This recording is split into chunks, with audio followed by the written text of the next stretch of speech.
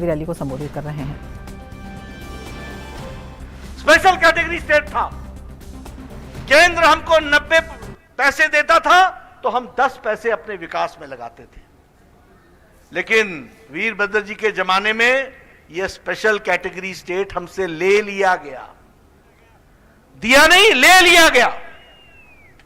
और आपको जानकर के याद होगा, शांता कुमार जी अधिकार यात्रा लेके दिल्ली गए थे, धूमल जी न्याय यात्रा लेके दिल्ली गए थे, दिल्ली में आवाज उठाई थी, किसी ने नहीं सुनी थी, किसी ने नहीं सुनी थी। जब मोदी जी फिर से पहली बार प्रधानमंत्री 2014 में बने तो फिर से हिमाचल प्रदेश का स्पेशल कैटेगरी स्टेट बहाल हो गया। और अब जयराम जी अगर 10 रुपए लगाते हैं तो प्रधानमंत्री मोदी जी 90 रुपए लगाते हैं और आपके विकास में काम चलता है। यह अंतर आ गया। आपको मालूम होगा, मैं इसलिए आपको सुना रहा हूं कि मित्रों, विषय डीएस ठाकुर का है, लेकिन डीएस ठाकुर किन बातों के लिए खड़ा होगा उसको वो आपको समझना चाहिए, आपके ध्यान में रहना चाहिए, आपके ध्यान में रहना चाहिए।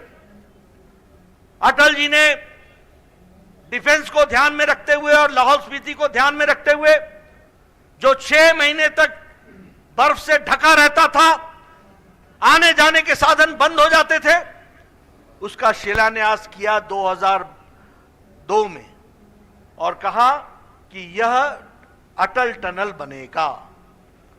2003-4 में सरकार चली गई, यूपीए की सरकार आई, 2003 से लेकर 2014 तक 1300 मीटर ही टनल बना, 1300 मीटर। मुझे याद है अटल जी मिले थे मनाली में, मैंने कहा, उन्होंने मेरे से पूछा और उन्होंने पूछा मुझसे कि उस टनल का क्या हो रहा है। मैंने कहा रुक गया है काम। अटल जी ने कहा था यह टनल की पत्थर मेरे सीने पर पत्थर है। मोदी जी बने प्रधानमंत्री, 3 साल के अंदर 10 किलोमीटर का अटल टनल बना करके हिमाचल की जनता और लेह की जनता को समर्पित कर दिया गया। इसलिए मित्रों, जब सही सरकार आती है, सरकार नहीं आती है तो काम का नुकसान हो जाता है।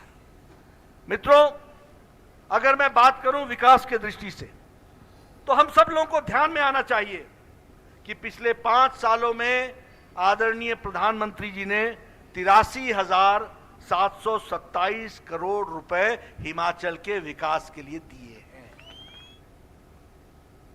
और अब देख लेते हैं अर्थ जगत से जुड़ी खबरें।